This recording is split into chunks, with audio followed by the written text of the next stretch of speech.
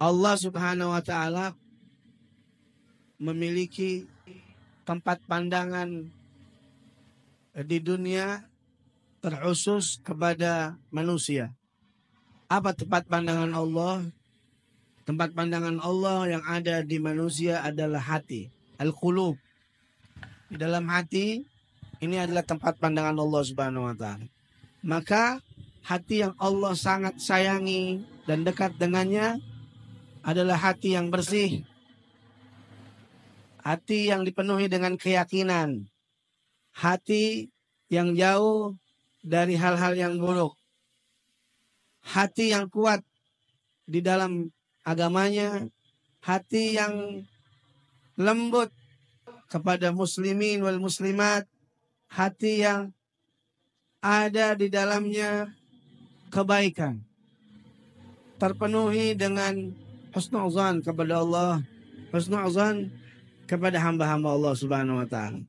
Maka dilihat di situ. Jadi Allah tidak melihat muka kita, tidak melihat tampilan baju kita, tetapi Allah memandang kepada pandangan hati. Maka hati yang dipandang dan dicintai oleh Allah Subhanahu wa taala adalah hati yang paling lembut, hati yang paling kuat, hati yang paling bersih, paling lembut kepada orang mukminin, mukminat, paling kuat kepada agamanya, paling bersih karena keyakinannya kepada Allah Subhanahu wa taala. Jadi kalau udah urusan agama, udah urusan Allah Subhanahu wa taala, dia yakin, dia nggak ragu.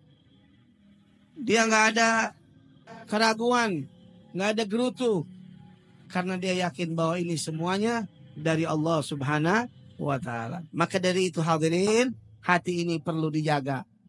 Hati ini perlu dijaga. Jangan sampai terkena penyakit hati. Dijaga dengan apa, Habib?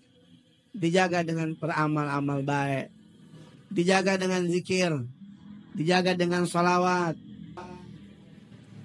Karena sesungguhnya dengan hati yang tenanglah kita akan bertemu dengan Allah Subhanahu wa taala.